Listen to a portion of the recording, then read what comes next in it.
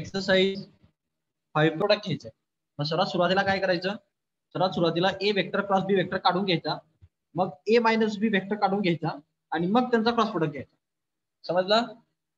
या ठिकाणी पहा त्यांनी काढलेलं असेल आणि ए इथे ए प्लस बी काही, अच्छा ए प्लस बी इथं प्लस आहे, ते मायनस झालंय तिथं, क्रॉस झालंय चुकून.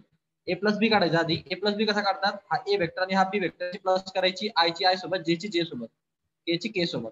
सो ए मायनस बी करायची. मायनस करताना फक्त लक्षात ठेवायचे हे ब्रॅकेटच्या बाहेर मायनस साईन असते इथं, हे ब्रॅकेटच्या मध्ये जेव्हा घुसतो तेव्हा साईन चेंज होतात, तेवढं एक गोष्ट लक्षात ठेवा. म्हणजे ते तुम्हाला हे मॅक्झिमम केसेस मध्ये इथं रॉंग होतात विद्यार्थी. हे काढून घ्यायचे आणि मग यांचा क्रॉस प्रोडक्ट कसा घेतात, तर हा वेक्टर याला इथं आय जे के लिहायचं, या वेक्टरचे कोएफिशिएंट हे इथं लिहायचे, या वेक्टरचे कोएफिशिएंट हे इथं लिहायचे. याला सिम्प्लिफिकेशन करायचं, तुम्हाला याचं आय जे के च्या फॉर्म मध्ये आन्सर भेटतं. हा फर्स्ट क्वेश्चन फिनिश होतो. त्यानंतर तुम्हाला असे बरेच टाइपचे क्वेश्चन इथं पाहायला भेटतील. याच्यामध्ये सेकंड क्वेश्चन पहा, find the unit vector perpendicular to the vector i. एक वेक्टर दिला दुसरा वेक्टर दिलाय, युनिट वेक्टर काढायचा आहे जो या दोन वेक्टरला परपेंडिक्युलर असेल. मागच्या वेळेस सांगितलं तुम्हाला मी एक वेक्टर आणि दुसरा वेक्टर, समजा हा एक वेक्टर हा वेक्टर आहे, हा पहिला वेक्टरला त्यांनी जे प्लस 2k म्हटलंय आणि या दुसऱ्या वेक्टरला त्यांनी जे प्लस आय प्लस जे म्हटलंय. हा बी वेक्टर आहे सपोज आणि हा ए वेक्टर आहे. यांना परपेंडिक्युलर वेक्टर कुठला असतो, जो बरोबर एक्झॅक्ट परपेंडिक्युलर हा असा असतो पहा, जो त्याचा क्रॉस प्रोडक्ट असतो. म्हणजे हा ए वेक्टर क्रॉस बी वेक्टर हा त्याचा परपेंडिक्युलर वेक्टर असतो. आणि पहिले हा परपेंडिक्युलर वेक्टर काढायचा, म्हणजे a vector cross B vector काढायचा. आणि मग त्यांनी विचारलंय युनिट वेक्टर काढा. त्याची युनिट वेक्टर कसा काढणार, तर हा ए वेक्टर क्रॉस बी वेक्टर जो तुम्ही काढून घेणार, त्याची मॅग्निट्यूड म्हणजे त्या वेक्टरला त्याच्याच मॅग्निट्यूडने डिवाइड करायचं. ए वेक्टर क्रॉस बी वेक्टरची मॅग्निट्यूड काढायची, त्यांनी त्याला डिवाइड करायचं, म्हणजे तुम्हाला त्याचा युनिट वेक्टर भेटतो. समजलं? हो सर. तर हे कॅल्क्युलेशन तुम्हाला इथं खाली येताना दिसतील पहा. या ठिकाणी पहा तुम्हाला खाली जाणवत असेल, या ठिकाणी ए वेक्टर क्रॉस बी वेक्टर काढलाय, त्याचं कारण आहे की तो परपेंडिक्युलर वेक्टर असणार.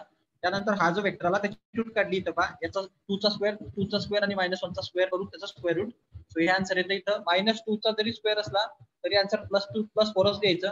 मायनसचा जर स्क्वेअर +4च येतो. तो इथे +4 होतात आणि +4 4 4 1 हा √9 चा आन्सर होता 3. म्हणजे तुमची मॅग्निट्यूड आली 3, तुमचा वेक्टर होता हा, या दोघांचा रेशो घ्यायचा, तो रेशो घेतला पाहिजे युनिट काढताना आणि हा 3 त्यांनी सेपरेट करून टाकला. सो तुम्हाला हा युनिट वेक्टर इथं पाहायला भेटतो. त्यानंतर पुढे पहा, अशा टाइपचे क्वेश्चन असतात. If a dot vector dot b vector is equal to √3 and a cross b is equal to 2i plus j plus 2k, find the angle between the a vector and b vector. a आणि b वेक्टरच्या मधला angle विचारलाय आणि dot प्रोडक्टची value तुम्हाला already given आहे. Dot product जर given असेल तर डॉट प्रोडक्टचा फॉर्म्युला वापरा अँगल काढण्यासाठी, आणि जर क्रॉस प्रोडक्ट गिवन असेल तर क्रॉस प्रोडक्टचा फॉर्म्युला वापरा अँगल काढण्यासाठी. डॉट प्रोडक्ट असेल तर फॉर्म्युल्यामध्ये कॉस येतो आणि क्रॉस प्रोडक्ट असेल तर फॉर्म्युल्यामध्ये साइन येतो. दोघांच्या फॉर्म्युला इथे लिहितो पहा. ए वेक्टर डॉट बी वेक्टरचा जर फॉर्म्युला असेल तर याचा फॉर्म्युला असतो magnitude of A vector into magnitude of B vector into cos of theta. हा थिटा तुम्हाला काढायचा असतो या केसमध्ये. आणि जर इथं क्रॉस प्रोडक्ट असेल तर A cross B vector is equal to of A vector into magnitude of B vector आणि फक्त या ठिकाणी साइन ऑफ थिटा. हा छोटा डिफरन्स आहे याच्यामध्ये. जर तुम्हाला डॉट प्रोडक्ट दिलाय T1 मध्ये डॉट प्रोडक्टचा फॉर्म्युला वापरायचा. जर आयदर या ठिकाणी जर आपल्याला क्रॉस प्रोडक्ट दिलेला असेल तर क्रॉस प्रोडक्टचा फॉर्म्युला वापरायचा. जर का दोन्ही दिलेले असतील तर दोघांचा वापर करून सॉल्व्ह करायचा. ओके, आता या केस मध्ये डॉट प्रोडक्ट पण दिलाय आणि क्रॉस प्रोडक्ट पण दिलाय, दोघं दिले आणि आपल्याला डायरेक्ट आन्सर काढायला सांगितलंय. याच्याबद्दल आपल्याला मॅग्निट्यूड दिलेलं नाही का, मॉड ऑफ ए वेक्टर आणि मॉड ऑफ बी वेक्टर साठी ए वेक्टर आणि बी वेक्टर बद्दल आपल्याला काहीच नॉलेज नाही. सो या ठिकाणी तुम्हाला रेशो घेऊन तुमचं काम म्हणजे, कारण सारख्या क्वांटिटी येतील दोघांमध्ये, दोघांचे जर तुम्ही फॉर्म्युले पाहिले तर तुम्हाला सारखे फॉर्म्युले पाहायला भेटतील. A vector dot B vector is equal to magnitude of A vector magnitude of B vector आणि इथे येतो कॉस ऑफ थिटा. ओके, हो सर. नाही डॉट कॉस ऑफ थिटा आणि ए वेक्टर क्रॉस बी वेक्टरला याची मॅग्निट्यूड तिथे A vector dot B vector ची मॅग्निट्यूड आणि इथे येतो साइन ऑफ थिटा. आता या ठिकाणी तुम्हाला हे जे ए वेक्टर बी वेक्टर या ठिकाणी लागणार होते त्याची काही गरज नाही. तुम्हाला याची मॅग्निट्यूड डायरेक्ट माहिती हे √3 आहे. क्रॉस प्रोडक्टची व्हॅल्यू माहिती तुम्हाला याची जागी डायरेक्ट तुम्ही 2i प्लस जे प्लस 2k टाकणार आणि विषय काय, तुम्हाला हा थिटा काढायचा होता. आता तुम्ही या ठिकाणी एक वापर करू शकता की जर आपण यांचा रेशो घेऊन टाकला तर हे ए आणि बी बी कॅन्सल होऊन जाईल, फक्त कॉस आणि साइन उरून आले. समजलं का? हो सर, समजलं. फक्त एक गोष्ट करा, तुम्ही या वेक्टरला वरती लिहा, या वेक्टरला खाली लिहा. त्याचं कारण आहे की साइन अपॉन कॉस होईल आणि 10 रूट 3 खाली येते, हे प्रत्येकाला रूट 3 सेपरेट करता येईल. तर या ठिकाणी पहा तुम्हाला तशी गोष्ट आलेली दिसेल, सेपरेशन केलेलं आहे. त्याच्यानंतर टॅन ऑफ थिटा येणार, त्याची व्हॅल्यू तुम्हाला रूट ऑफ 3 भेटेल काहीतरी, आणि पुढे सिम्प्लिफिकेशन करायचं. ओके, सो असे हे फक्त मी तुम्हाला कॉन्सेप्ट शिकवतोय. प्रत्येक टॉपिक आपल्याला कव्हर करता येईल याच्यातनं. कॅल्क्युलेशन पार्ट तुम्ही आता घरी करा. ओके, आणि हे पीडीएफ आहे तुमच्याकडे, कॅल्क्युलेशन नाही समजलं आणि जर कुठलं कॅल्क्युलेशन कोणालाही नाही समजलं, कोणालाही समजा ते प्रत्येकाला, तर त्यांनी व्हॉट्सअपवर फोटो काढून मला हायलाइट जरी करून दिले की सर ही स्टेप समजत नाहीये, तुम्ही तुम्हाला व्हॉट्सअपवर त्याचा आन्सर देतो, काही प्रॉब्लेम नाही. ओके, आणि माझा फीडबॅक जनरली हाफ अवर किंवा 15 मिनिट्स 10 मिनिट्स मध्ये मला भेटून जात असतो जवळपास. तर त्यामुळे कोणालाही जर कुठल्याही स्टेप मध्ये काही प्रॉब्लेम असेल ना, त्यांनी ते हायलाइट करायचं, त्यांना थोडंसं म्हणजे तुला इमेज क्रॉप करायची, इमेज पाठवायची, त्याचं एक्सप्लेनेशन तुम्हाला तिथं समजेल. आणि सांगण्यासारखं नसेल तर फोन करून सांग, काही प्रॉब्लेम. ओके, सो तुम्ही व्हॉट्सअपवरून पण दिवसभर समजा डाउट्स विचारू शकतात, काही problem. So a vector and b vector, find the vector. Find the vector of magnitude 5 perpendicular to the both a vector and b vector. तुम्हाला दोन मॅग्निट्यूड ज्याची 5 आहे, perpendicular to both a vector and b vector. म्हणजे a vector आणि बी वेक्टरला perpendicular कोण असणार? ए vector आणि बी वेक्टरला परपेंडिक्युलर क्रॉस प्रोडक्ट. बरोबर, परपेंडिक्युलर ए वेक्टर आणि बी वेक्टरला त्याचा क्रॉस प्रोडक्ट असणार, आणि तो क्रॉस प्रोडक्ट कसा पाहिजे? ज्याची मॅग्निट्यूड 5 असली पाहिजे. हे असं मागच्या वेळेस आपण सॉल्व्ह केलंय. जर आपल्याला पर्टिक्युलर मॅग्निट्यूडचा वेक्टर काढायचा असेल तर आपण काय करतो, त्या वेक्टरची पहिले आपण युनिट वेक्टर काढून घेतो. म्हणजे याचा युनिट वेक्टर आधी काढून घ्या. म्हणजे काय करणार तुम्ही, ए वेक्टर क्रॉस बी वेक्टर काढा आणि त्याची मॅग्निट्यूड काढा आणि त्याचा युनिट वेक्टर काढून घ्या. युनिट वेक्टरचा फायदा काय असतो? युनिट वेक्टर हा असा वेक्टर असतो ज्याला फक्त डायरेक्शन असते, त्याची मॅग्निट्यूड 1 असते. मग आपल्याला पाहिजे की नाही, याची मॅग्निट्यूड 1 आहे, म्हणजे या युनिट वेक्टरला आपल्याला जेवढा मॅग्निट्यूडचा पाहिजे त्या मॅग्निट्यूडनी याला मल्टिप्लाय करून घ्यायचं. समजलं? युनिट वेक्टरला तुम्हाला तुमचा आन्सर भेटेल. काय डाऊट? हे डाऊट सिस्टीम मध्ये पहिलं काय करणार आपण, ए क्रॉस काढणार, कारण तो परपेंडिक्युलर वेक्टर असणार ए बी ला. मग आपल्याला जर तो 5 मॅग्निट्यूडचा पाहिजे तर 5 मॅग्निट्यूडचा पर्टिक्युलर त्या मॅग्निट्यूडचा भेटण्यासाठी आपल्याला युनिट वेक्टर काढावा लागेल आणि त्या युनिट वेक्टरला त्या मॅग्निट्यूडने मल्टिप्लाय करावं. सो त्याचा युनिट वेक्टर कसा काढतात, तो वेक्टर त्याला डिवाइड बाय त्याची मॅग्निट्यूड कशी काढतात ते माहिती तुम्हाला. हा ए क्रॉस बी काढला तो हा वेक्टर आलेला आहे. या वेक्टरची मॅग्निट्यूड म्हणजे -5² -5² आणि ते स्क्वेअर रूट मध्ये ही मॅग्निट्यूड आली. म्हणजे याने याला डिवाइड करायचं, तुम्हाला हा युनिट वेक्टर भेटतो आणि या युनिट वेक्टरला 5 ने मल्टिप्लाय करायचं, तुम्हाला रिक्वायर्ड वेक्टर भेटणार. ओके हो सर. ओके, इथं दिसतंय पहा तुम्हाला हे.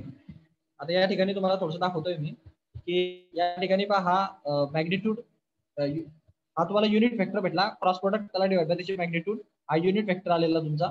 या युनिट वेक्टरला थोडं सिम्प्लिफाय केलं, याच्यातनं 5 कॉमन काढला. सो 5 कॉमन काढला आणि हे मायनस मायनस मायनस जे आलेले सर्व प्लस मायनस कॉमन निघेल.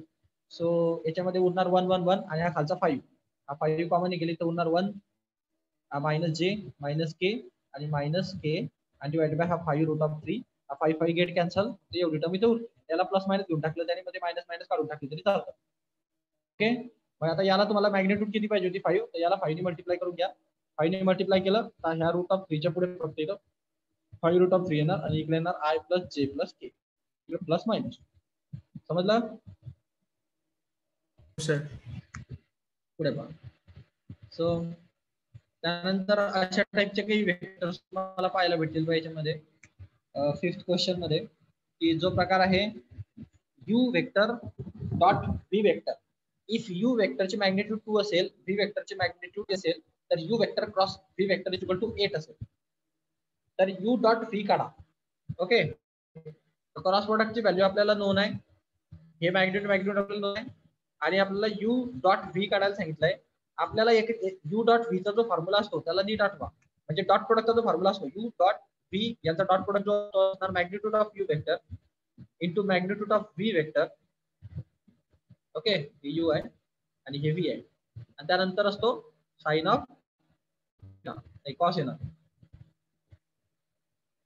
ओके, त्याला कॉस येणार, डॉट प्रोडक्टला कॉस असतो आणि क्रॉस प्रोडक्टला साइन असतो. आता या फॉर्म्युल्यामध्ये तुम्हाला मॅग्निट्यूड ऑफ यू वेक्टर माहिती आहे, बी वेक्टर माहिती आहे, हे माहिती आहे, तेवढं फक्त थिटा जर समजलं तर काम होऊन जाईल. थिटा कुठून भेटणार? क्रॉस प्रोडक्टच्या फॉर्म्युल्यावरून. क्रॉस प्रोडक्टच्या फॉर्म्युल्यावरून थिटाची व्हॅल्यू काढा आणि ते थिटाची व्हॅल्यू घेऊन याच्यात टाका. क्रॉस प्रोडक्टचा फॉर्म्युला असतो का? You vector cross V vector. याचा अर्थ असतो magnitude of you vector dot magnitude of V vector into sine of theta. या साइन ऑफ थिटाला पहिले फाइंड करा, म्हणजे हे इकडे घेऊन जा, हे इकडे घेऊन जा, याची व्हॅल्यू माहिती, याची व्हॅल्यू माहिती, याची व्हॅल्यू माहिती आहे, आणि याच्यावरून थिटाची व्हॅल्यू काढा, थिटाची व्हॅल्यू घेऊन याच्यात टाका, तुम्हाला डॉट प्रोडक्ट भेटून जाईल. समजलं? हो सर. तर असं तुम्हाला हे पाहायला भेटेल पाहिजे कॅल्क्युलेशन मध्ये. शॉर्ट मध्ये समजून घ्या सगळं आणि घरी जाऊन प्रॅक्टिस करा. हा डॉट प्रोडक्ट दिलेला आहे, हे पहा त्यांनी इथं लिहिलं, ते क्रॉस प्रोडक्टचा फॉर्म्युला लिहिला, त्यातनं त्याच्या व्हॅल्यू सबस्टिट्यूट केला, साइन ऑफ थिटाची व्हॅल्यू काढली, साइन ऑफ थिटाची व्हॅल्यू त्यांनी कॉस मध्ये कसं कन्वर्ट केली आहे. आता तुम्ही याला दोन वेगवेगळ्या पद्धतीने सॉल्व्ह करू शकता. तुम्ही याला थिटा लॉग टेबल पद्धतीने पण काढू शकता किंवा मग ट्रिग्नोमेट्रीचा वापर पण करू शकता. आता या पर्टिक्युलर केसमध्ये तुम्हाला ते ट्रिग्नोमेट्री वापरायला सांगते, लॉग टेबल देणार. साईनचा लॉगॅरिथम पण असतो कोसाइन मध्ये, लास्टला कोसाइन कोटँजेंट असे फंक्शन्स असतात. तर त्या कोसाइन मध्ये तुम्हाला याची व्हॅल्यू पाहायला भेटते, पण इथं गरज नाही कोसाइनची. तुम्ही साईनला कॉस मध्ये कसं कन्वर्ट करतात ते तुम्हाला चांगलंच माहिती आहे. ते कन्व्हर्जन एकदम सोपं आहे. साइन आणि कॉसचे बरेच कन्व्हर्जन तुम्हाला माहिती आहे. त्यातलं हे सर्वात फंडामेंटल कन्व्हर्जन आहे. तो फॉर्म्युला असतो का? Sine square theta plus cos square theta equal to 1 असतो. मला जर साइनची व्हॅल्यू माहिती आहे, मला कॉस काढता येईल. कसा? हा साइन इकडे घेऊन जा, म्हणजे कॉसचा फॉर्म्युला भेटेल, cos square theta is equal to 1 minus sine square theta. Okay, so मला जर कॉसची व्हॅल्यू पाहिजे असेल तर taking square root on both side करावं लागेल. सो स्क्वेअर रूट घेतलं तर हे स्क्वेअर रूट कॅन्सल. सो तुम्हाला कॉस ऑफ थिटाची व्हॅल्यू भेटणार, cos of theta is equal to square root of. आता ती स्क्वेअर रूट घेतलं ना तर प्लस मायनस घ्यावं लागतं कधी पण, कारण स्क्वेअर रूट आयदर प्लस निघेल किंवा मायनस निघेल आपल्याला माहित नसतं. So plus minus 1 minus sine square theta. समजलं? हा फॉर्म्युला माहिती आहे तुम्हाला? हो. हा फॉर्म्युला घ्या, याची व्हॅल्यू सबस्टिट्यूट करा याच्यामध्ये. हा फॉर्म्युला तुम्हाला इथं पाहायला भेटेल पहा. हा फॉर्म्युला कुठून आला याचं एक्सप्लेनेशन मी तुम्हाला आता दिलं. याच्यामध्ये व्हॅल्यू सबस्टिट्यूट करा, या साइन थिटाची व्हॅल्यू याच्यात टाका, तुम्हाला कॉस थिटाची व्हॅल्यू भेटेल. तर या सिम्प्लिफिकेशन केलं, 4 चा स्क्वेअर केला, 5 चा स्क्वेअर केला, 16/25 भेटतो त्याला. त्याला क्रॉस मल्टिप्लाय केलं, क्रॉस मल्टिप्लिकेशन म्हणजे 25 into 1 25 minus 16 divided by 25. 25 minus 16 9 divided by 25. So या ठिकाणी स्क्वेअर रूट घेतलं तरी 9 चा स्क्वेअर रूट येतो 3, 25 चा स्क्वेअर रूट येतो 5, प्लस मायनस 3/5 हे तुमच्या कॉस ऑफ थिटाची व्हॅल्यू भेटेल. ओके, कॉस ऑफ थिटाची व्हॅल्यू प्लस मायनस 3/5 असणार. त्यानंतर पुढे सिम्प्लिफिकेशन करणार तो, तेव्हा त्याला कॉस ऑफ थिटा भेटतो. त्याला डॉट प्रोडक्ट पाहिजे होता. डॉट प्रोडक्ट साठी magnitude of you vector, magnitude of V vector आणि कॉस ऑफ थिटा सगळ्या व्हॅल्यू तुमच्याकडे नोन आहे. तुम्ही व्हॅल्यूला सबस्टिट्यूट करणार आणि आन्सर करून संपला विषय. समजलं? हो सर. हो सर. सेकंड क्वेश्चन सेम आहे. सेकंड क्वेश्चन सेम आहे, फक्त डॉट क्रॉस प्रोडक्ट दिलेला आहे, क्रॉस प्रोडक्ट काढायचं, डॉट प्रोडक्ट दिलेला आहे, उलट करायचं. फक्त फॉर्म्युला फक्त उलट्या पद्धतीने चेक करायचा, फॉर्म्युला तोच राहील, सगळं तेच. अशा टाइपचे क्वेश्चन तुम्हाला याच्यामध्ये पाहायला भेटतील. जसं की हा एक क्वेश्चन आहे आता 6 नंबरचा. सो याच्यामध्ये पहा, prove that 2 in bracket a minus b आणि is equal to 2 in bracket a plus b is equal to a in bracket a cross b. अशा टाइपचा क्वेश्चन आपण ऑलरेडी वरती पाहिलेला होता. त्याच्यामध्ये तुम्हाला तेच करावं लागणार आहे. पहिले या काय करा, या दोघांमधनं हा 2 बाहेर काढून घ्या, कारण तो क्रॉस प्रोडक्ट आहे, आपल्याला कॉमन पार्ट बाहेर काढता येतो. सो 2 कॉमन निघेल, म्हणजे उरणार a minus b vector cross a minus a plus b vector असं मध्ये उरणार. आपण लेफ्ट हँड साइड घेतली, हा 2 बाहेर काढला. आता विशेष आहे की जेव्हा तुम्ही 2 ला बाहेर काढण्याचा प्रयत्न करता, ओके, दोनही गोष्टींमधनं, तेव्हा पाहिजे क्रॉस प्रोडक्ट मध्ये जो 2 जेव्हा कॉमन निघतो तुमचा बाहेर, त्यावेळेला तुम्हाला कसं काय येईल?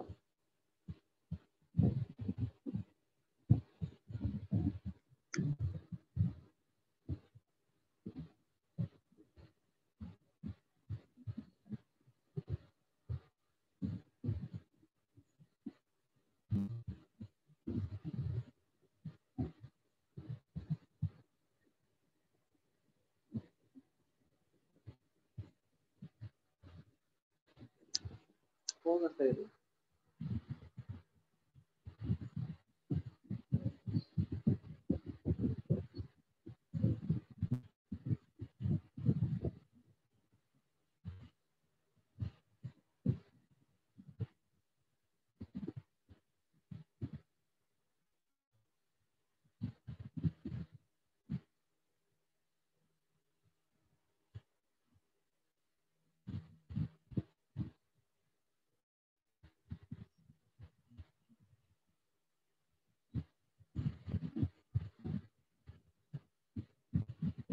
हा क्वेश्चन तुला केलेला आहे आणि त्यांनी दिलंय ना खाली.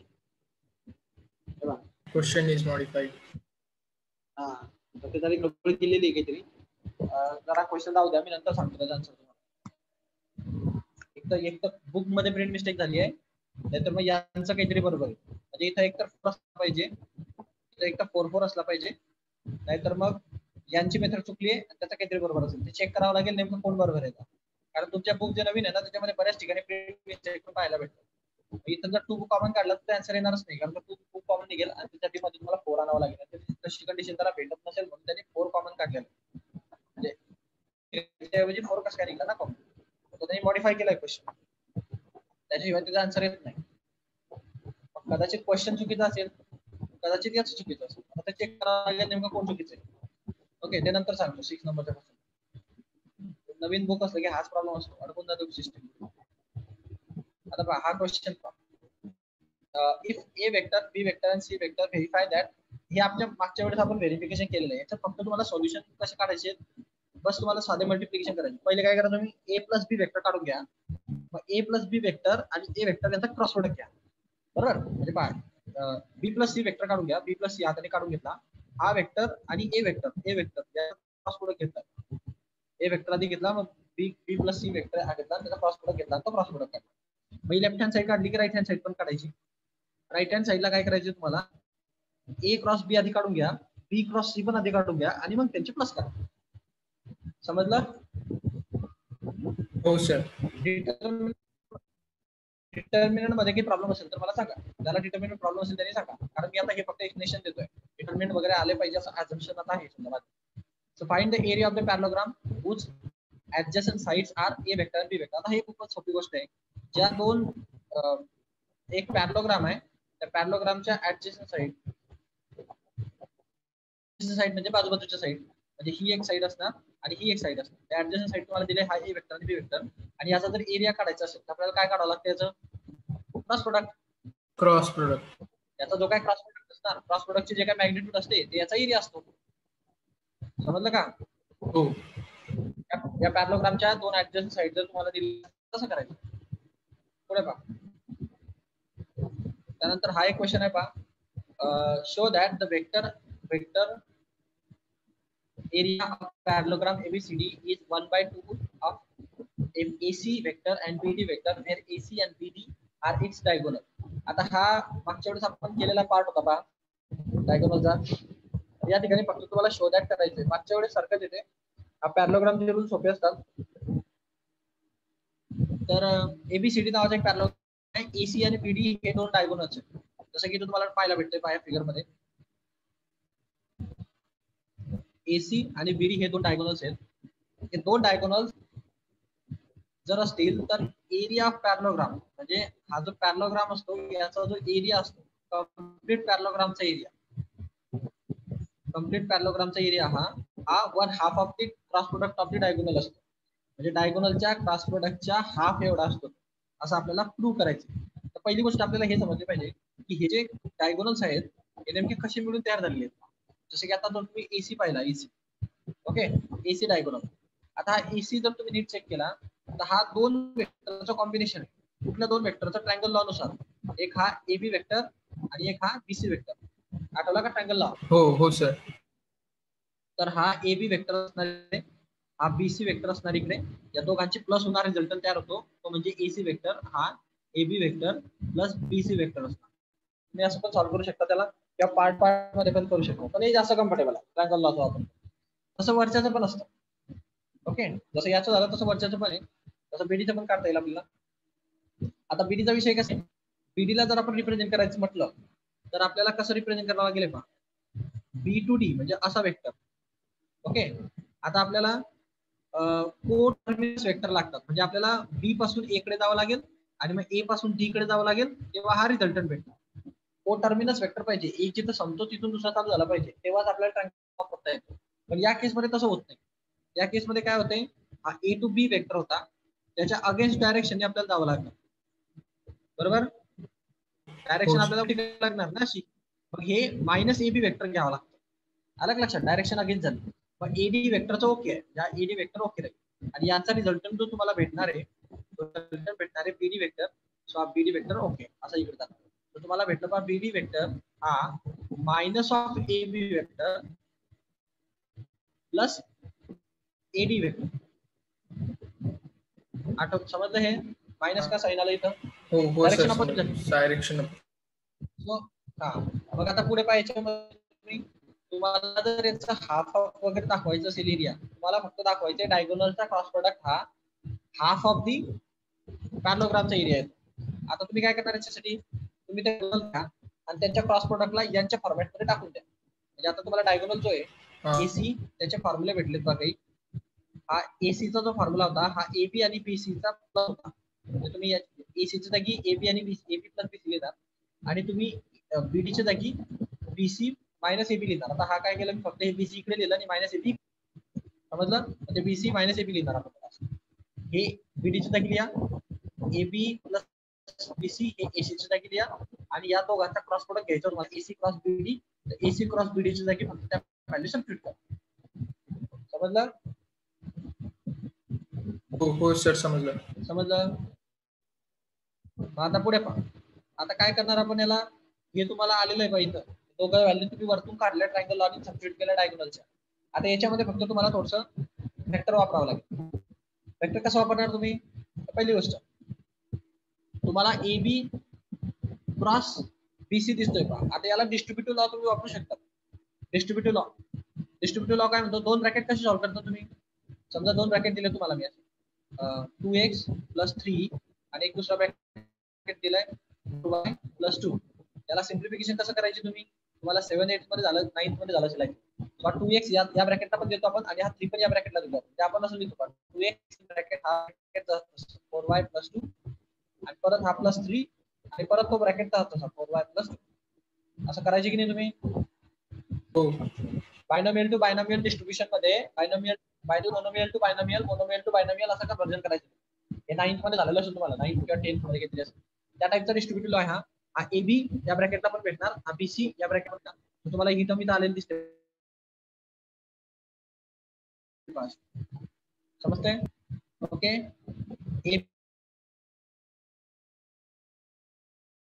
दिसते. आता या टर्म्स मध्ये मायनस एबी अशा टाइप आणि इकडे एबी. आता यांच्यामध्ये ऍड करावा लागला. आता तुम्हाला हा जो एबी आहे प्रोडक्ट सारखं असतं ते. आता समजा असं आहे 2 इंटू इन ब्रॅकेट x + 4 याला कसं सॉल्व्ह करता तुम्ही? हा 2 याला पण देतात याला पण. हो सर. हो.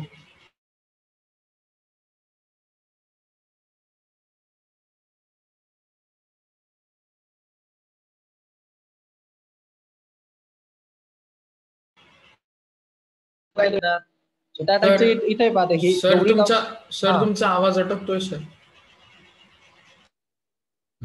आवाज अटकतोय का? हो. आता आला सर. पहिले तेव्हापासून अटकलं सर ते ब्रॅकेट पासून.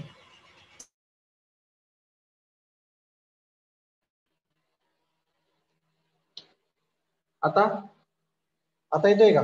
हा सर येतोय. 1 मिनिट.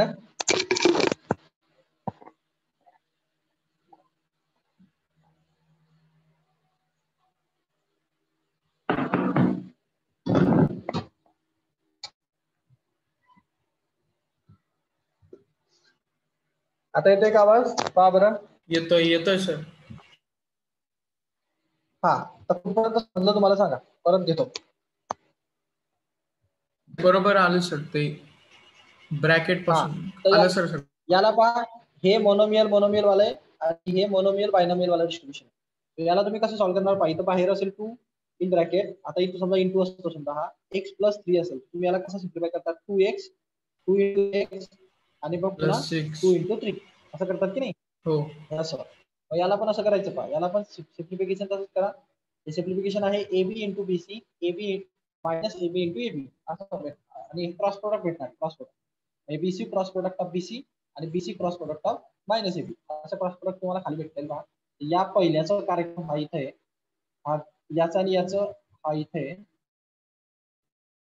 याचा आणि याचं हा इथे आहे, याचा आणि याचं हा इथे आहे. समजलं? हो सर समजलं. समजलं? आता या ठिकाणी तुम्हाला बऱ्याच गोष्टी पाहायला भेटतील. मी तुम्हाला मागे पण सांगितलंय की त्याचाच त्याच्याशी क्रॉस प्रोडक्ट आला की त्याचा आन्सर 0 होऊन जातो. या ठिकाणी तुम्हाला बऱ्याच अशा जोड्या पाहायला भेटतात पहा. AB क्रॉस AB याचा आन्सर 0 होणार आहे आणि त्यानंतर BC क्रॉस BC चा पण आन्सर 0 होणार. ओके, तर या दोन पेअर 100% 0 होतील कारण त्याचा त्याच्याशी क्रॉस प्रोडक्ट 0 असतो. म्हणून उरलेल्या बाकीच्या पेअर तुम्हाला खाली पाहायला भेटतील पहा. AB क्रॉस BC आणि -BC क्रॉस AB हे पेअर तुम्हाला खाली. ओके, हो आता सर. तुम्ही म्हणणार ते -BC क्रॉस AB इकडे AB क्रॉस BC कसं काय झालं? तर वेक्टर जेव्हा अल्टरनेट होतात म्हणजे मूळ प्रॉपर्टी जेव्हा क्रॉस प्रोडक्ट मध्ये अप्लाय होते दॅट टाइम साइन चेंज होतो. तुम्हाला मागे सांगितलं होतं पहा A vector A vector cross B vector जर असेल तर याला जर अल्टर करायचं तर कसं लिहिलं जातं -B वेक्टर क्रॉस ए वेक्टर. त्याला नुसतं बी वेक्टर क्रॉस ए वेक्टर लिहिता येत नाही, मायनस करावं लागतं. तसं इथं पहा -BC क्रॉस ए वेक्टर AB वेक्टर लिहिलेलं आहे. तर AB वेक्टरला जर समोर लिहायचं असेल आणि BC वेक्टरला जर राईटला लिहायचं असेल तर आपल्याला ते मायनस साईन काढून टाकावं लागेल. तर त्या ठिकाणी इथं AB वेक्टर आणि BC वेक्टर आले पण मायनस साईन निघून जाईल. अल्टर झाले तर आणि पहिला वेक्टर ऍज इट इज. आता हा तीच टर्म त्याच्यामध्ये ऍड झाली म्हणजे ते असं झालं पहा x प्लस एक्स त्याचा आन्सर होता ट्वाइस ऑफ एक्स. असं या ठिकाणी AB क्रॉस BC आणि AB क्रॉस BC यांची प्लस केली तर twice of in bracket AB cross BC भेटणार. समजलं? हो. आणि AB क्रॉस BC ह्या दोन साइड सुद्धा त्याच्या ऍडजस्टंट साइड नीट पाहायचं पॅराग्राम मध्ये. जर तुम्ही AB आणि BC या दोन ऍडजस्टंट साइड्स आहेत त्याच्या आणि दोन ऍडजस्टंट साइड्सचे जे वेक्टर असतात त्यांची जर क्रॉस प्रोडक्ट घेतला आपण तर आपल्याला कंप्लीट पॅराग्रामचा एरिया भेटतो. बरोबर? सो हे क्रॉस प्रोडक्ट ऑफ AB आणि BC हे जे आहेत हे कंप्लीट पॅराग्रामचा एरिया आहेत कारण तो त्याचा क्रॉस प्रोडक्ट होता. त्यासाठी तुम्ही म्हणणार की AC क्रॉस BD जे डायगोनलचे जो प्रोडक्ट होता क्रॉस प्रोडक्ट होता तो twice of AB cross BC झालेला आहे आणि AB क्रॉस BC हा त्याच्या ऍडजस्टंट साइडचा क्रॉस प्रोडक्ट असल्या कारणाने त्याला आपण वेक्टर एरिया ऑफ पॅराग्राम ABCD म्हणणार.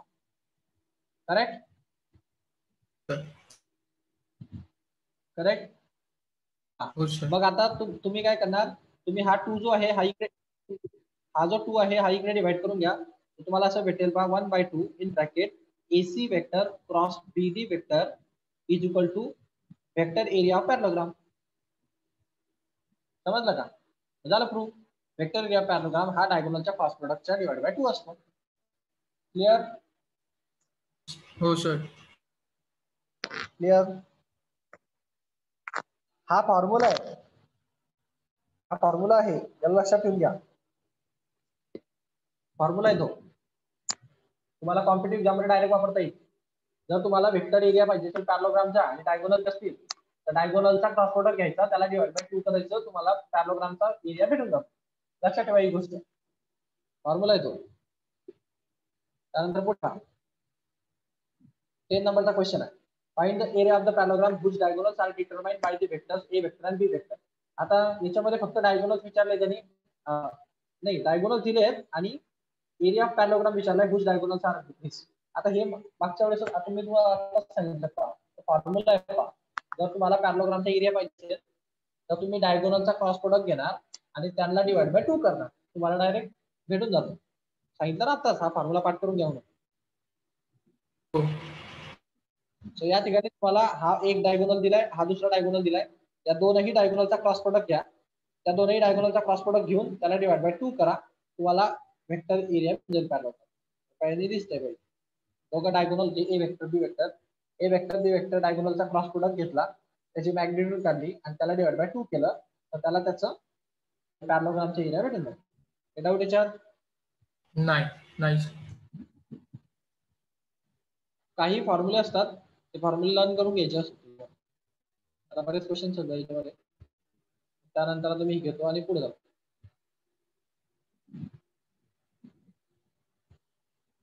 या टाइपचे क्वेश्चन पहा. ABC 4 वेक्टर दिले आहेत सध्या A cross B C cross D A cross C B cross D आणि हा मागच्या वेळेस क्वेश्चन आलेला होता बा, त्याला आपण पाहणार होतो, त्याला पाहायचं राहिलं, सांगतो आता.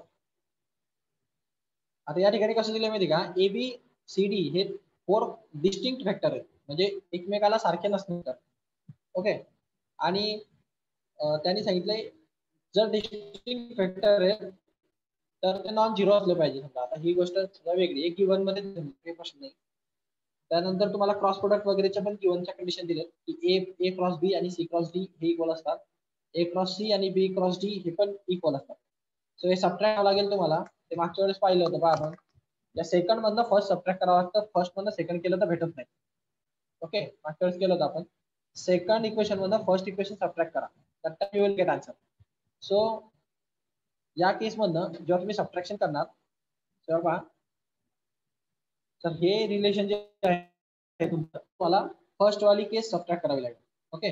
सो असं होईल पाहते, A cross C vector is equal minus A cross C vector is equal to B cross D vector minus C cross D vector, असे ते दोघांचे सबट्रॅक्शन येणार.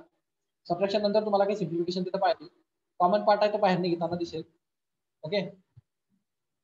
जसं की यांच्यामध्ये काही कॉमन पार्ट होता तो म्हणजे ए क्रॉस बाहेर आणि मध्ये उरणार सी वेक्टर मायनस बी वेक्टर, त्यानंतर इथं उरणार डी क्रॉस ऍक्च्युली बाहेर निघणार. ओके. याला इकडे घ्या, D vector B vector minus C vector आणि हा क्रॉस डी बाहेर काढा कारण तो तिकडची टर्म. लक्षात ठेवा, समोर जर म्हणजे दोन असतात ना, ए क्रॉस बी याची पोझिशन मॅटर करते. जर हा पहिल्या पोझिशनला असेल तर कॉमन निघताना पण पहिल्या पोझिशनला निघला पाहिजे, आणि जर हा सेकंड पोझिशनला असेल तर कॉमन निघताना पण सेकंड पोझिशनला निघला पाहिजे. ओके, लक्षात ठेवा गोष्ट, पोझिशन मॅटर करते क्रॉस प्रोडक्ट मध्ये. सो डी क्रॉस प्रोडक्ट मध्ये बाहेर निघतो. आता याच्यामधनं काय तुम्ही थोडस याला सिम्प्लिफिकेशन मध्ये काढू शकता. जसं की आपल्याला काय पाहिजे होतं, बी मायनस सी वेक्टर पाहिजे. सो ऑलरेडी बी मायनस सी वेक्टर आहे आपल्याकडे, बरोबर. हा बी मायनस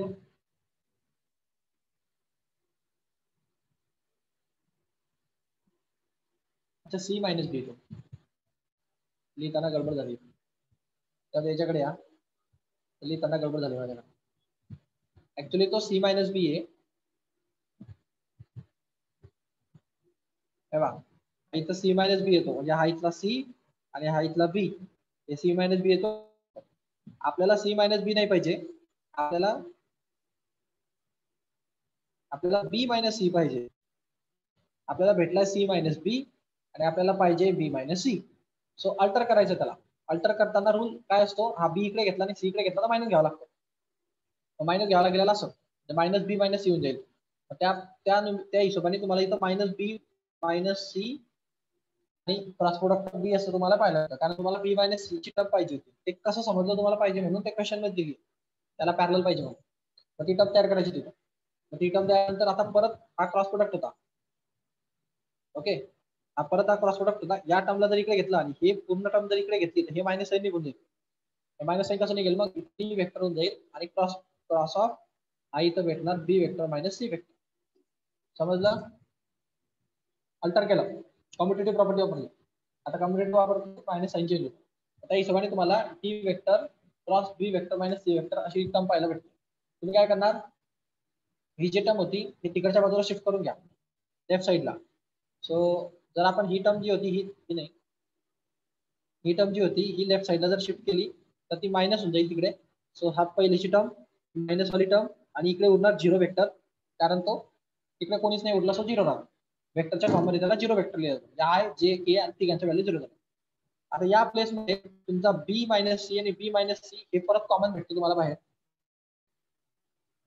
ओके, आणि ए मायनस डी वेक्टर तुम्हाला तिथं पाहायला भेटतो. तुम्ही काय करणार, त्याला कॉमन काढून घेणार बी मायनस सी ला.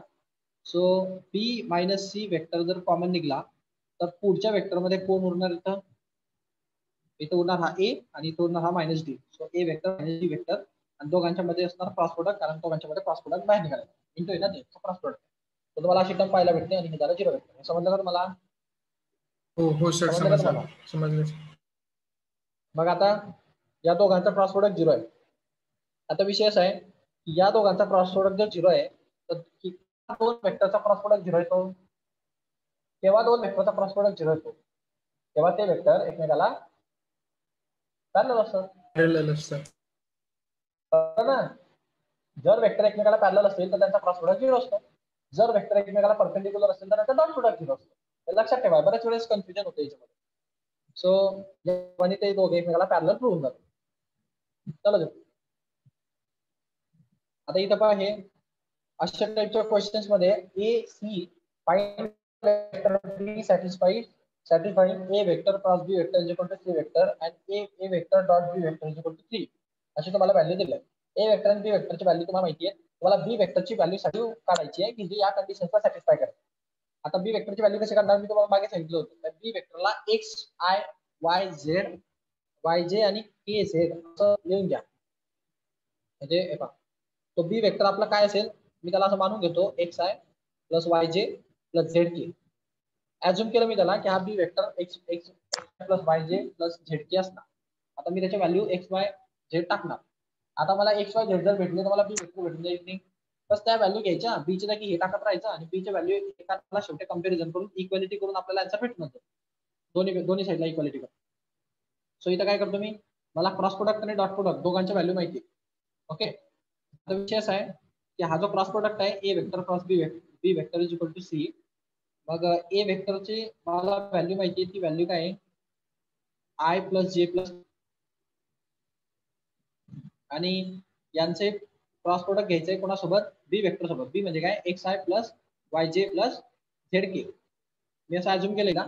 आणि यांचं जास्त आन्सर येतं ते हे येतं आय जे म्हणजे 0 आय प्लस जे मायनस के. ओके. आता यांचा क्रॉस प्रोडक्ट घ्या दोघांचा. क्रॉस प्रोडक्ट कसा घेतात, आय जे के लिहा आणि याचे कोइफिशियंट लिहा. हे पहा आय जे के याचे कोइफिशियंट येतो 1 1 1 आय इथं तुम्हाला 1 1 1 आणि याचं येतं एक्स वाय झेड, याचं येतं एक्स वाय झेड. क्रॉस प्रोडक्टचं जे काय आन्सर येईल ते आन्सर इथे लिहा. ते आन्सर काहीतरी असं येतं पहा Z minus Y x minus Z आणि वाय मायनस एक्स आणि त्याला त्याच्यासोबत कम्पेअर करा. म्हणजे आय ची टर्म त्याच्यासोबत जे ची टर्म. पहिले इक्वेशन मध्ये Z minus Y is equal to 0 भेटते. तुम्हाला वाय ची व्हॅल्यू ही झेड एवढी भेटते. मायनस वाय तिकडे घेतला तर त्यानंतर दुसरं इक्वेशन आलं होतं तुमचं, ते आलं होतं X minus Z is equal to 1. So त्याच्यातनं तुम्हाला एक्स ची व्हॅल्यू भेटते झेड एवढी. ओके. त्यानंतर झेड प्लस 1 एवढी. ओके. आणि त्यानंतर लास्ट वाला जे होतं ते होतं Y minus X is equal to -1. तर याच्यामधनं तुम्ही एक्स आणि वायच्या व्हॅल्यूजचा वापर करून सॉल्व्ह करू शकता. तर याच्यामध्ये कसं तुम्ही, तर तुमच्याकडे दोन इक्वेशन आहेत पहा. तुम्ही याला वायच्या जागी झेड टाकला तरी चालेल, ते इथं सबस्टिट्यूट करून टाका. म्हणजे तुम्हाला इथं Z minus X is equal to minus भेटणार. तुम्हाला लिनियर इक्वेशन इन 2 व्हेरिएबल्स पाहायला भेटतील. हे पण दोन व्हेरिएबल असलेले इक्वेशन्स आहेत, एक्स आणि झेड वाले. हे पण एक्स आणि झेड वाले इक्वेशन आहे. या दोघांमधनं एक्स आणि झेडच्या व्हॅल्यू फाइंड करायच्या. आता कशा करायच्या हे सांगायची गरज आहे का, 10th मध्ये झालेलं आहे. एक्स ची व्हॅल्यू काढायची, झेड मध्ये टाकायची. किंवा सायमल्टेनियसली तुम्ही समोरासमोर काढून दोघांना मायनस करून प्लस करून सबट्रॅक्ट करू शकतात. किंवा सबस्टिट्यूशन त्याचा वापर करू शकतात. कुठल्या मेथडचा वापर करा. त्याच्यातनं एक्स ची व्हॅल्यू घ्यायच्या टाका, तुम्हाला ते आन्सर भेटणार. हे जमेल का सांगू. एक्स ची व्हॅल्यू घेऊन याच्यात टाकायची, झेड ची व्हॅल्यू भेटते. मग झेड ची घेऊन याच्यात टाकायची, एक्स ची भेटते. या दोघांची जे वाय ची भेटणार ती झेड ची असेल तीच वाय ची असते. मग एक्स वाय झेड तिघांची व्हॅल्यू तुम्हाला भेटून जाते. समजलं. हो सर. तेवढं जमलं पाहिजे. आता 10th मध्ये झालेलं आहे. आता या टाइपचे क्वेश्चन पहा. If find A vector cross I vector plus 2a vector minus 5j vector is equal to 0. अशा टाइपच्या वेक्टर मध्ये ए वेक्टर जर तुम्हाला फाइंड करायचं आहे, जेव्हा पण तुम्हाला वेक्टर फाइंड करायचा असतो कोणतं वेक्टर, त्याला x I plus Y J plus Z के असं म्हणून घ्यायचं, अझ्युम करून घ्यायचं ते. आणि मग एक्स वाय झेडच्या व्हॅल्यू नंतर काढून घ्यायचा. सो हा आपला हे वेक्टर आहे, आपण त्याला अझ्युम केलं, जो की आपला मिसिंग वेक्टर आहे. त्याला त्या व्हॅल्यू त्याच्यामध्ये सबस्टिट्यूट करून टाका. त्याला व्हॅल्यू सबस्टिट्यूट करून टाका त्या एक्सप्रेशन मध्ये. त्या ठिकाणी तुम्हाला काय सांगितलंय की ए वेक्टर क्रॉस आय वेक्टर हा पहिला काढून घ्या. ए वेक्टर तुम्हाला काय असणार, हा एक्स आणि वाय आणि झेडच्या फॉर्म मध्ये. आय वेक्टर जो असतो तो फक्त आय असतो, त्याच्या पुढे जे के येत नाही. के येत नाही म्हणजे काय, ते 0 असतं. म्हणजे तुम्ही तर 0 जे आणि 0 के असं लिहिलं तरी चालेल. ओके, असा त्याचा अर्थ असतो. याला क्रॉस प्रोडक्ट घ्या, दोन याचा क्रॉस प्रोडक्ट काय, तो सर्वांसोबत क्रॉस प्रोडक्ट करेल, म्हणजे हा असा होईल आय आय आय जे आणि आय के असे तुम्हाला पाहायला भेटतील पाहिजे, बरोबर. आणि हे काही रूल सांगितले तुम्ही तुम्हाला पहा, त्यानेच त्याला क्रॉस प्रोडक्ट घेतला तर त्याचा आन्सर 0 होऊन जातो. जर का हे सिक्वेन्स असेल तर त्याच्या पुढचा आन्सर येतो, आणि सिक्वेन्सच्या ऑपोजिट आला तर त्याच्या मागचा आन्सर निगेटिव्ह येतो. आठवत आहे, आठवलं का? हे पहा, आय नी आय ला क्रॉस प्रोडक्ट घेतला तर आन्सर 0, जे क्रॉस प्रोडक्ट घेतला तर आन्सर 0, के नी के ला क्रॉस प्रोडक्ट घेतला तर आन्सर 0. पण हे जर सिक्वेन्सनी चाललंय म्हणजे कसं, असं पहा, आय जे के चा सिक्वेन्स असतो, म्हणजे पहा आय क्रॉस जे त्याचा आन्सर असतं के. ओके, म्हणजे इकडे इकडे सिक्वेन्स, जे क्रॉस के त्याचा आन्सर असतं आय, आणि के क्रॉस आय याचा आन्सर असतं जे. ओके, आणि जर हे उलट सिक्वेन्स चालले, उलट म्हणजे काय, रिव्हर्स मध्ये आले, म्हणजे इकडनं इकडे, तर त्यावेळेला मायनस आन्सर लिहायचं. जे काय लिहिणार ते फक्त मायनस लिहा. म्हणजे समजा की सेकंड केस मध्ये पहा, की क्रॉस जे याचा आन्सर येतो मायनस आय. ओके, जे क्रॉस आय याचा आन्सर येतो मायनस के. तिसरा नंबर येतो पण तो मायनस येतो उलट झाल्यानंतर, आणि उरलं आय क्रॉस के याचा आन्सर येतो मायनस जी. समजलं का? समजलं का हे सर्व?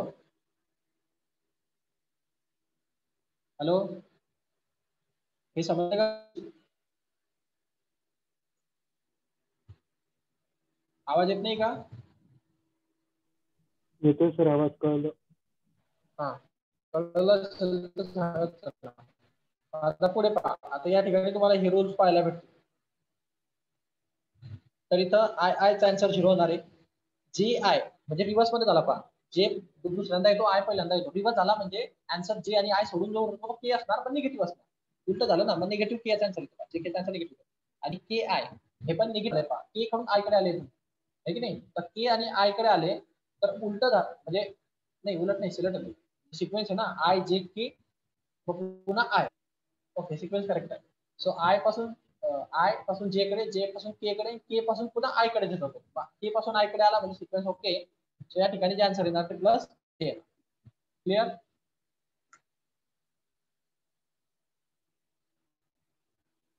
क्लिअर?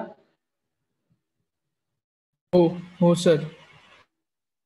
त्या व्हॅल्यू इथे टाका, व्हॅल्यू टाकल्यानंतर तुम्हाला ही व्हॅल्यू भेटते, एक्स ची व्हॅल्यू निघून जाते कारण तो 0 होऊन जातो.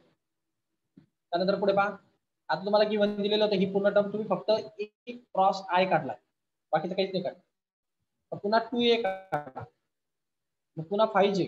आता यांची मायनस आहे त्यामुळे काही प्रश्न नाही, क्रॉस प्रोडक्ट फक्त काढून घेतला मी, क्रॉस प्रोडक्ट आय आलेला आहे, ही व्हॅल्यू सबस्टिट्यूट करून टाका या डेरिव्हेशन मध्ये, आपल्याला ते ए ची व्हॅल्यू इक्वालिटीच्या थेरमने भेटून जाईल.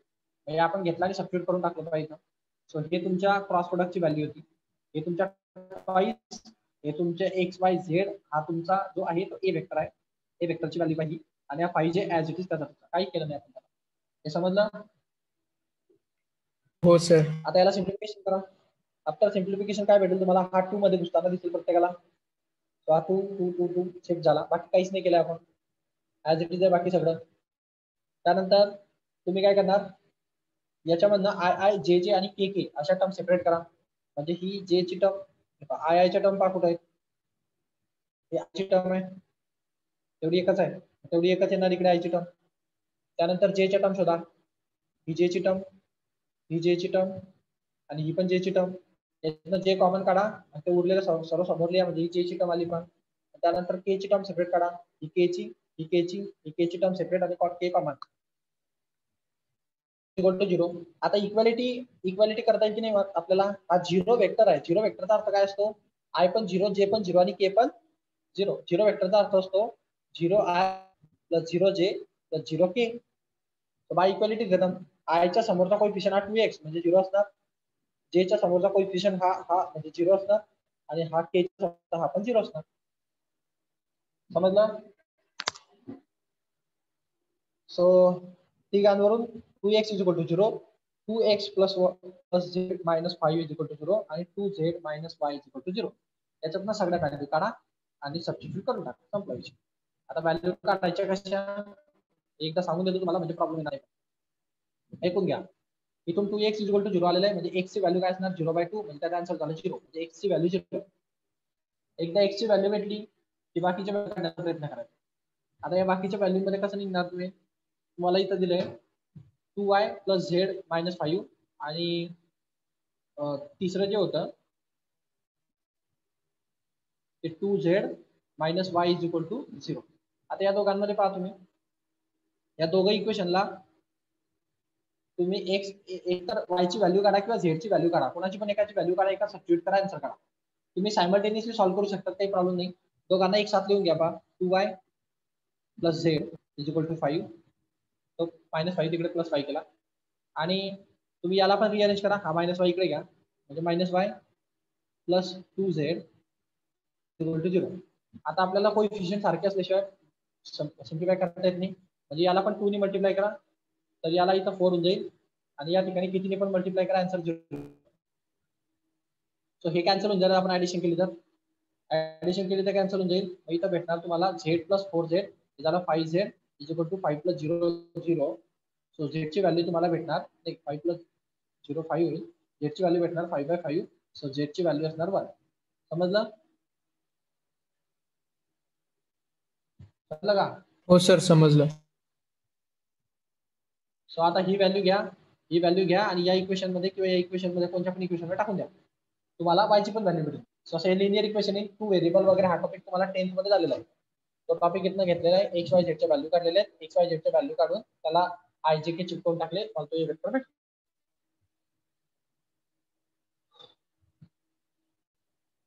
एक्सरसाइज समजतोय का फास्ट होतंय?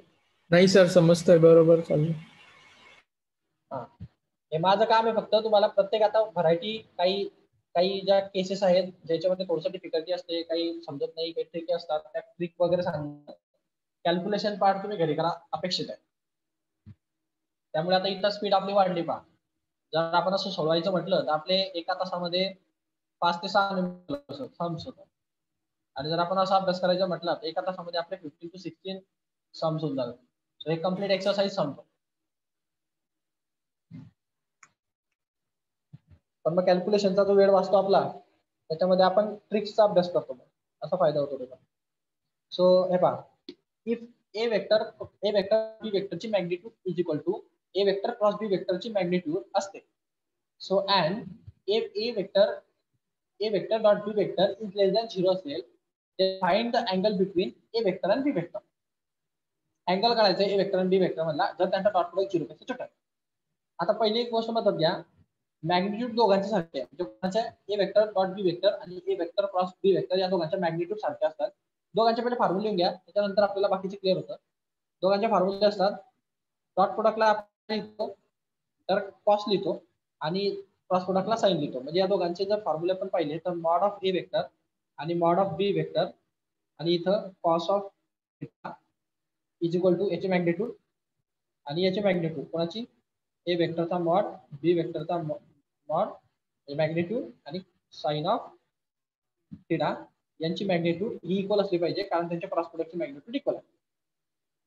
या ठिकाणी तुम्हाला बऱ्याच गोष्टी पाहायला भेटतील, जसं की जर आपण पाहिलं तर हे मॉड ऑफ ए वेक्टर आणि mod of B vector, mod of A vector mod of B vector, याच्या बऱ्याच टर्म तुम्हाला कॅन्सल होताना दिसतात. ओके, तर आन्सर काय येईल तुमचं?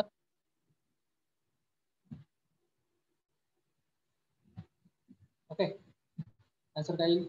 आता दोघं इक्वल झाले, साइन आणि कॉस उरलेला आहे, त्याच्यानंतर हे मॉड आहे ए वेक्टर आणि बी वेक्टर, ए वेक्टर आणि बी वेक्टरच्या मॅग्निट्यूड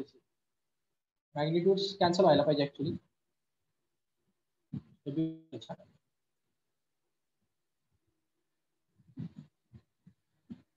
y मायनस ए vector dot B vector. Okay,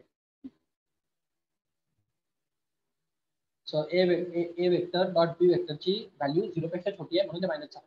ठीक आहे, या ठिकाणी ही गोष्ट जरा लक्षात ठेवण्यासारखी, नोट स्टेप करण्यासाठी, त्याने ही जी कंडिशन दिली ना, याच्यामुळे ही कंडिशन चेंज झाली. ही कंडिशन महत्वाची बा, याच्याकडे लक्ष द्या. A vector dot B vector is less than 0.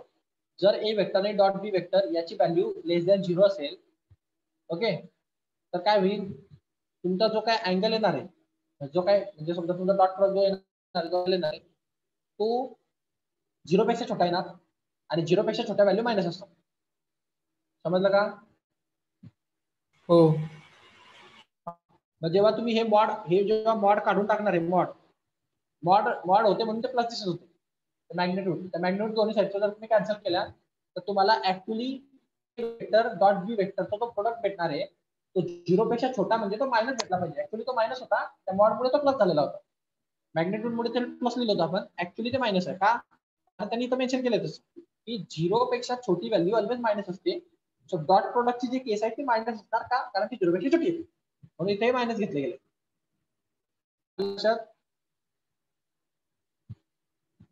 लक्षात? हो सर, आलं. हा, बस बाकी एवढी केस फक्त सोडली तर या क्वेश्चन मध्ये ट्रिक अशी काही नाही. मग हा ए बी गेट कॅन्सल होता. तो हा कॉस इकडे साईनच्या खाली घेऊन टाका. तो इकडे तुम्हाला -1 भेटणार कारण तो -1 इकडे उरला आणि इकडे भेटतो तुम्हाला sine of theta upon cos of theta. So त्याचा आन्सर भेटतो तुम्हाला -2 टॅन ऑफ थिटा. आणि टॅन थिटाचा -1 हा अँगल कोणत्या डिग्रीला येतो आता शोधावं लागेल. -1 कोणत्या डिग्रीला येतो? पहिली गोष्ट टॅनचा टॅनचा 1 हा कोणत्या डिग्रीला येतो? टॅनचा 1 हा कोणत्या डिग्रीला येतो? 30 डिग्रीला येतो, 45 डिग्रीला येतो, 60 डिग्रीला येतो, 90 डिग्रीला येतो. 1 हे व्हॅल्यू कोणत्या डिग्रीला येते त्यांची? 45 डिग्री. 45 डिग्रीला येते. टेबल पार्ट पाहिजे ना तुमचा टॅनचा टेबल पार्टच ठेवायचा. टॅन 0 डिग्री म्हणजे 0 असतं, 30 डिग्री म्हणजे 1/√3 असतं, 45 डिग्री म्हणजे 1 असतो, 60 डिग्री म्हणजे √3 असतं, इन्फिनिटी असतं. समजलं? पण टॅनची व्हॅल्यू 145 ला येते आणि 45 ला रेडियन मध्ये कसं लिहितात? कारण याचा युनिट रेडियन आहे, π/4. 45 डिग्री म्हणजे π/4 असतं. सो टॅन π/4 झालं की नाही? ते टॅन 1 म्हणजे काय असतं? टॅन π/4 असतं आणि तो -1 आहे म्हणतो मायनस साईन राहू द्या. आता मायनस साईनचा काय फरक पडतो? या अलाइड अँगलचे फॉर्म्युले पाहिलेत आपण 11th मध्ये असताना. -टॅन ऑफ π/4 याला मी असं लिहू शकतो का? टॅन फंक्शन करायचं नाही, पण मायनस साईन जर काढायचं असेल तर आपण इथं पाय टाकणार, π/4 करून टाका म्हणजे ते मायनस साईन फक्त निघतं, फंक्शन चेंज होतं. समजलं? लक्षात ठेवा कधी पण तुम्हाला ट्रिग्नोमेट्री मध्ये ही गोष्ट महत्वाची आहे. जेव्हा तुम्हाला असं असतं का sine of theta minus sine of थिटाला फक्त प्लस साइन ऑफ थिटा लिहायचे, म्हणजे साइन ऑफ थिटाला प्लस करायचे, मायनसचा प्लस करायचे. त्या टायमाला तुम्ही काय करतात? तुम्ही त्याला हॉरिझॉन्टल लाईनची अँगल क्रिएट करतात. म्हणजे तुम्हाला ते अलाइड अँगल शिकवले पाहिजे 0 π/2 इथं पाय तर 3 π/2 आठवतं का? ते 2 पाय. त्याच्यामध्ये क्वाड्रंट असतात. फर्स्ट क्वाड्रंट मध्ये ऑल पॉझिटिव्ह असतात, सेकंड क्वाड्रंट मध्ये साइन आणि हे पॉझिटिव्ह असतात, थर्ड क्वाड्रंट मध्ये टॅन आणि ते पॉझिटिव्ह असतात, इथं कॉस आणि सेक पॉझिटिव्ह असतात. आठवलं सगळं? त्याच्यामधनं हा फॉर्म्युला तयार झालेला असतो. जर आपण कुठल्याही फंक्शनला जसं की टॅन वगैरे कुठल्याही फंक्शनला पाय मधनं जर मायनस केलं, पाय मधनं, ओके, तर मग आपल्याला त्याची व्हॅल्यू फक्त साईन चेंज होताना दिसते. चेंज होणार त्याचं, म्हणजे प्लसचं मायनस होतं, मायनसचं प्लस होऊन जातं, अशा टाईपचं होतं. पाय मधनं मायनस करायचं साईन चेंज होतं. आणि जर तुम्ही π/2 मधनं मायनस केलं तर तुम्ही तर π/2 पण घेऊ शकता. असं काही कंपल्सरी नाही की पायच घेतलं पाहिजे. या ठिकाणी पाय चालेल, π/2 घेतलं तरी चालतं. काय अडचण नाही. सो π/2 पण चालेल, π/2 मायनस थिटा. पण π/2 ला टॅनचा कॉट होऊन जाईल, तो एक प्रॉब्लेम. म्हणजे जर आपण π/2 घेतलं इथं, π/2 मायनस थिटा केलं तर जेव्हा हा π/2 येतो तेव्हा टॅन न लिहिता कॉट लिहायचं, कॉट ऑफ π/2 मायनस थिटा लिहायचं. समजलं? जर हे पुढचं मायनस साईन काढायचं असेल π/2 जर वापरलं तर फंक्शन पण चेंज करावं लागतं. आणि जर फक्त साईनच काढायचं असेल तर पाय वापरायचं, फक्त साईन काढायचं असेल पाय वापरायचं, फंक्शन सुद्धा चेंज करायचं असेल तर π/2 वापरायचं. असं असतं. अलाइड अँगल झालेले आहेत आपले 11th मध्ये, आता काही अडचण नसायला पाहिजे याच्यात. सो -टॅन ऑफ π/4 हा जो पार्ट आहे याला तो सिम्प्लिफाय थोडस. त्याला ऍक्च्युली काढायचं काय याच्यामध्ये अँगल काढायचं दोघांच्या मधला, अँगल काढायचं म्हणजे मग तो थिटा काढावा लागेल त्याला कम्प्लीट. टॅन ऑफ थिटाची व्हॅल्यू होती नाही तर हे मायनस साईन त्याला उडवावं लागेल की नाही, कारण इकडे फक्त थिटा आहे, टॅन ऑफ थिटा आहे, इकडे हे मायनस टॅन ऑफ π/4 आले. मायनस नको, इकडे मायनस नको म्हणजे मग काय करेल तो याला पाय मधून π/4 ला मायनस करेल, म्हणजे पाय मधून मायनस केल्यामुळे हे साईन मायनस साईन निघून जातं आणि हा टॅन ऍज इट इज राहतो. कारण पाय हे फंक्शन हॉरिझॉन्टल लाईनवर येतं, व्हर्टिकल लाईनवर आलं असतं तर त्यामध्ये फंक्शन चेंज झालं असतं, पण या ठिकाणी फंक्शन चेंज होत नाही, ते ऍज इट इज राहतं. सो असा तो झाला. आता हे दोनही अँगल, हे पहा हे दोन, याच्यामध्ये इकडे टॅन इकडे टॅन, म्हणजे या थिटाची व्हॅल्यू ही झाली की नाही, म्हणजे थिटाची व्हॅल्यू भेटणार तुम्हाला पाय मायनस. समजलं? समजलं का? Tan tan get cancel. समजलं?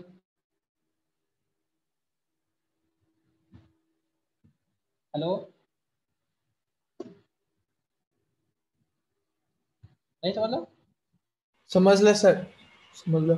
हा, मग त्या पाय मायनस पाय बाय 4 ला सिम्प्लिफाय करा, क्रॉस मल्टिप्लिकेशन करा, तुम्हाला हे आन्सर भेटणार 3 पाय बाय 4. हा 4 इकडे मल्टिप्लाय करा, 4 हा 4 pi minus pi divided by 4. So 4 pi minus pi, त्याचा आन्सर होतो 3 पाय डिवाइड बाय 4. आन्सर. या ठिकाणी फक्त ही गोष्ट महत्त्वाची, यासाठी महत्त्वाची की इकडे टॅन ऑफ थिटा होता, हा टॅन कॅन्सल करण्यासाठी इकडे फक्त टॅन पाहिजे होता, तो मायनस नाही पाहिजे. तो मायनस कसा काढायचा, तर त्या अँगलला पाय मधून मायनस करायचं. पाय जर तुम्ही त्याला मायनस केलं तर फक्त मायनस साईनच कॅन्सल होतं आणि ते फंक्शन ऍज इट इज राहतं. समजलं? जर तुम्ही पाय बाय 2 मधून मायनस केलं तर फंक्शन सुद्धा चेंज होऊन जाईल. साइन चेंज, फंक्शन सुद्धा चेंज होऊन जाईल. फंक्शन चेंज झालं तर परवडणार नाही का? कारण जर आपण याला पाय बाय 2 मधून मायनस केलं, म्हणजे याला चेंज करण्यासाठी मी असं लिहिलं पाय, मी जर असं केलं pi by minus pi by 4 करून टाकलं, तर हा इथं टॅन न राहता आता कॉट होऊन जाईल. टॅनचं कॉट होऊन जाते. आपल्याला जर इथं कॉट झालं तर हे इकडचं टॅन होणार नाही ना कॉट सोबत, काही फायदा झाला नाही, म्हणून आपण ते पाय मधून मायनस केलं. समजलं काय? याचा अर्थ पाय मधूनच का केलं? हा सर.